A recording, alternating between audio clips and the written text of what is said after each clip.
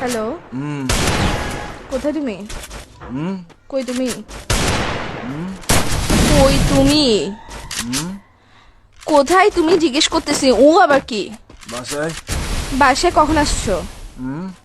বাসায় কখন আসছো? বাসায় কখন আসছো জিজ্ঞেস করতেছে। কান কি বয়রা নাকি তোমার? রাতে আসছে, রাতে আসছো মানে এখন কয়টা বাজতেছে?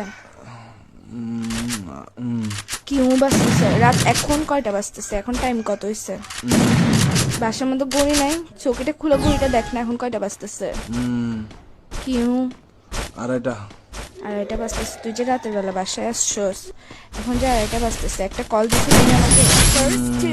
আমি যে কল দিছি, কয়টা কল দিছি মোবাইলে? আমি কয়টা কল দিছি?